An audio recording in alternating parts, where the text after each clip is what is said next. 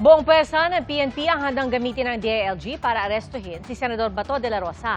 Kasunod po yan ang utos ng Department of Justice na arestuhin ang senador matapos ibasura ng Korte Suprema ang hiling nitong temporary restraining order kaugnay sa warrant ng International Criminal Court. Nagbabala rin ng DOJ sa mga posibleng tumutulong kay de la Rosa na magtago. Saksi si Darlene Kai. Senator Bato is fugitive from justice. And he should be brought to the ICC to face the charges before him.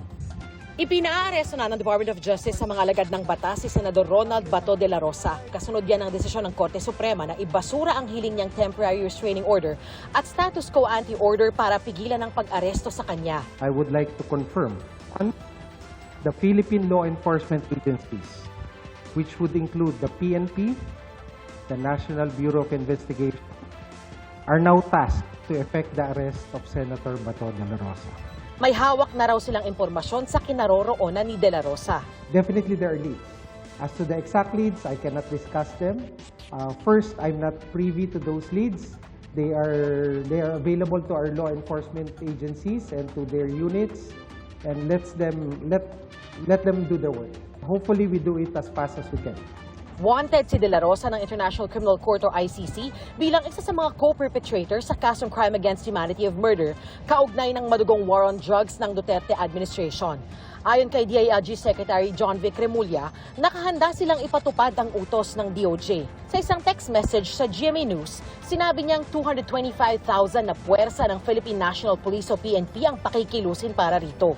Inalerto na rin ni PNP Chief Police General Jose Melencio Notades Jr. ang mga tauhan ng PNP Maritime Group at Aviation Security Group laban sa posibilidad ng paglabas ng bansa ni de la Rosa. Ayon sa ulat ng GMA News Online, partikular na pinababantayan ang tinatawag na Southern Backdoor o yung dulong katimugang bahagi ng Pilipinas. Ang PNP Criminal Investigation and Detection Group o CIDG, hinihintay na lang daw ang go signal ni Nartates para ipatupad ang arrest warrant. Pag there is an order already and the CPNP has directed us, gagamitin namin ang buong unit po ng CIDG for every region and every province. Wala naman po tayong pinipili, big or small, lahat po yon ay ini-implement namin at all cost.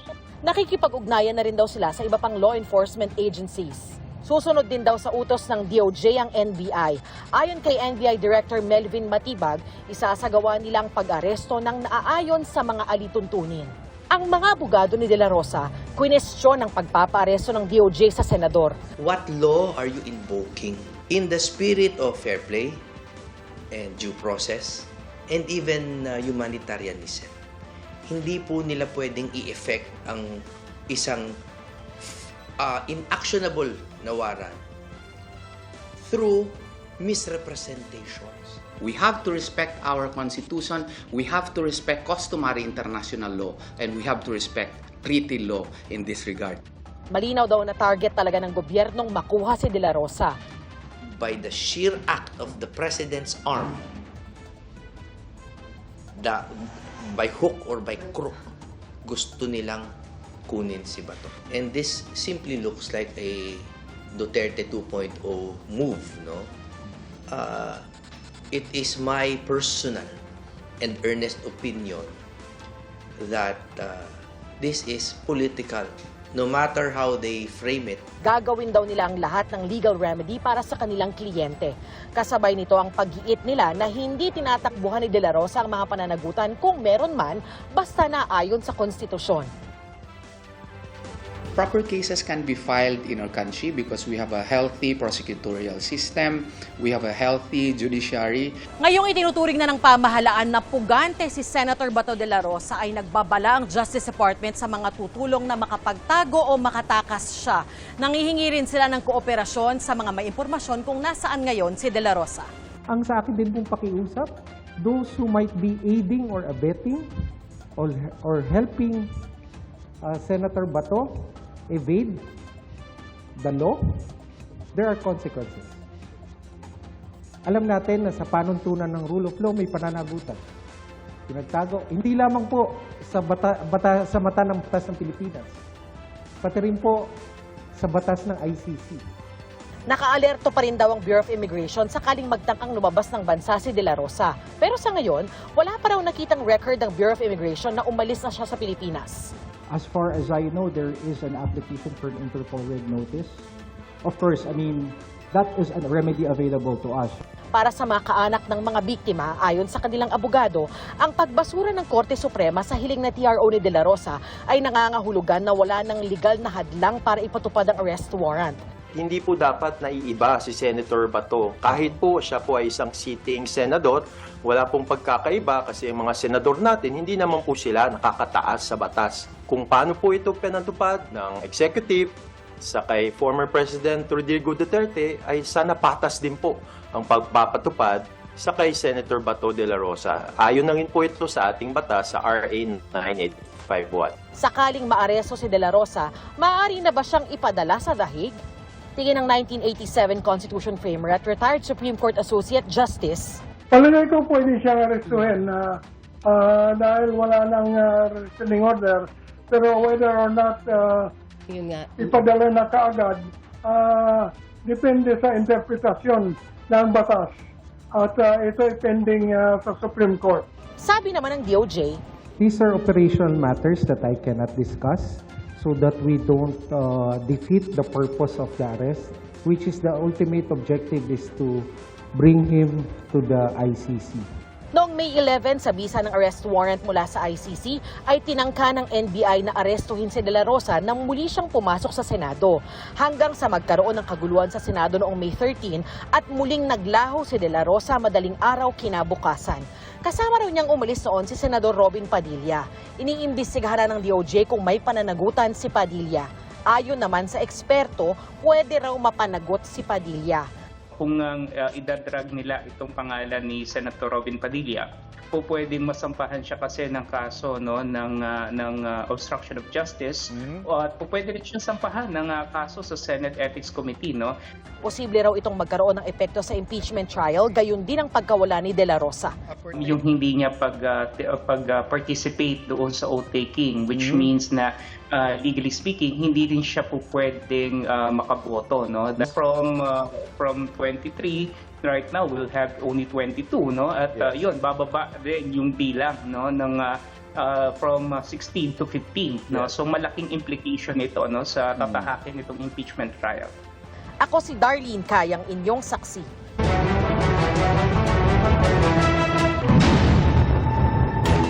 Bago sa saksi, sumiklab ang sunog sa isang abandonadong commercial establishment sa Cañas Road, Quezon City ngayong gabi. At saksi live, si Jamie Santos. Jamie? Pia, 1 oras at kalahati ang kinailangan para tuluyang maapula ang sunog na sumiklab dito sa Cañas Road. Agad na rumesponde ang mga bumbero at itinaas sa unang alarma ang sunog bandang 7:26 ng gabi. Sunod-sunod ang dating ng mga truck ng bumbero. Sa dami ng mga bumberong rumesponde, okupado ng mga truck ng BFP at fire volunteers ang isang lane ng kalsada sa bahagi ng Cañas Road. Kaya pansamantalang di ito pinadaraanan sa mga motorista. Sa kuhang ito, mula sa katabing establishmento, makikitang naglalagablab na apoy mula sa nasusunog na gusali. Ayon sa BFP, abandonado ang naturang gusali. Wala naman daw na damay na katabing establishmento dahil nakatulong ang mga firewall nito. Sa ngayon, hindi patukoy ang sanhi ng sunog at lawak ng pinsala. Inaalam pa rin ng BFP kung sino ang may-ari nito. Inaalam pa ho natin kung ano pong kung ito po ay residential at commercial po. Abandon po siya na building. Sa ngayon po ay patuloy po iniimbestigahan pa ho ang sanhi ng pagkakasunog ng building po.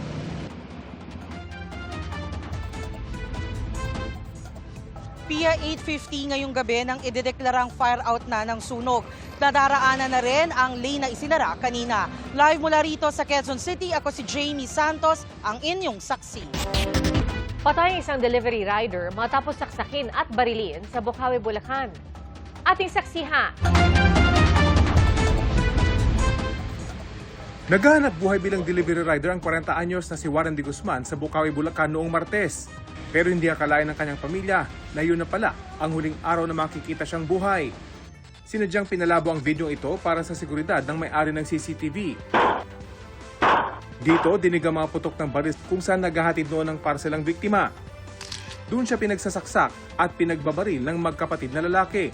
Ayon sa pulisya, nagiinuman ng dalawa nang mautusan ng nakababatang kapatid na bumili ng sigarilyo. Nagsumbong dun sa kuya na pinagtripan daw siya ng rider. Doon yun siya, kaya nag-init tong isa, yung baril, yung isa naman kumuha ng kutsilyo, pinuntahan yung delivery rider. Ayon sa mga pulis, malalim ang saksak sa biktima sa iba't ibang bahagi ng katawan. 5 tama ng bala ang kanyang tinamo, pinakamalala sa mukha. Tingin ng pulisya, base sa sinabi ng mga nakausap nilang saksi, ang biktima ang siyang napag-initan ng magkapatid. Tinangka pa umunong tumakas ng mga suspect na sumakay ng bangka papunta sa kabilang barangay. Pero agad din silang naaresto. Yung isang suspect natin, tumalon doon sa gitna ng ilog. Yung isa, dire-diretso sa kabila, kaya sa kabila siya nakuha. Na-recover sa kanilang isang kitchen knife at isang baril na may 4 pang natitirang bala. Nag-file kami ng request sa RCSU natin. Wala pong lumalabas na ganong pangalan na nagmamay-ari ng baril. So, yung firearm natin is a lost firearm. Labis ang hinagpis ng ina ng biktima, lalo't kamamatay lang ng ama nito. Kamamatay lang ng asawa ko. Hindi pa nga isang buwan pa lang anak ko naman ng wala. Bakit nila ginanong? Wala namang kasalanan. Nakulong man ng dalawang kumatay sa anak ko, hindi sapat. Nasampa na ng reklamong murder ang mga suspect. Hindi sila nagbigay ng pahayag. Ako si Rafi Tima, ang inyo saksi. Sa Hulyo po, inaasahang sisimula ng mismong paglilitis para sa mga articles of impeachment laban kay Vice President Sara Duterte. At nagsasagawa na po ng mock trial ang House Prosecution Panel bilang paghahanda para sa paglilitis. Saksi, si Sandra Aguinaldo. Todo na ang paghahanda ng House Prosecution Panel para sa paparating na impeachment trial ni Vice President Sara Duterte. Nagkaroon daw sila ng mock trial bilang pagsasanay para sa tunay na paglilitis. It is important that we are doing also the mock trial to give us a feel of how it is to do the direct examination and the cross-examination. Actually, kami-kami lang yan. The 11 prosecutors with some private lawyers. So it's just us asking each other about possible questions which can be raised. 4 ang articles of impeachment, ang mali umanong paggamit ng confidential funds, pagbabanta sa Pangulo, bribery, at hindi maipaliwanag na yaman. Basta, ang importante, ang gusto namin, yung first salvo, establish agad. I think we will just do it on a per article basis, no? So we will start with threats and then unexplained wealth, confidential funds misuse, and then bribery. On whichever ground, we have high confidence naman po that talaga makukumbinsi po natin yung po mga Senator judges to convict the Vice President. Posibleng sa Hulyo isasagawa ang mismong trial ayon kay Senador Erwin Tulfo. Sa June 1 kasi inaasahang magtatapos ang 10 araw na ibinigay sa Vice Presidente para tumugon matapos siyang padalhan ng summons at kopya ng articles of impeachment. Kasunod dito, may 5 araw naman para tumugon ang prosecution team. Tsaka isasagawa ang pre-trial. After 10 days, nung mag-comply si VP Sara, 10 calendar days, hindi 10 working days. Pagkatapos sasagot yung prosecution na 5 calendar days. After that, yun na yung mga pre-trial, yung mga marking of pieces of evidence. So, we're looking at around talaga ng mga July 6. Tutol naman ang ilang senador ng minorya sa panukalang amyandahan ng Senate rules para payagan ang mga senador na makadalo ng mga sesyon at makaboto sa pamamagitan ng video conference. Kami po sa minorya ay hindi po sasang-ayon po dyan. Opo. Kailangan po physically present. Dati po phpwede, anong pandemic. Kaya po na medyo yung rules po pinayagan dahil nga po bawal pumasok, may mga lockdown. Ngayon po, everything is okay naman po. Kailangan po siguro ng presence sa Senado. Malino yung utos sa Senado Pinapayagan lamang po ang pagboto via online participation sa mga force majeure at national emergency situations. Wala pong ganyang national emergency o obtain ngayon. Ako si Sandra Aguinaldo, ang inyong saksi.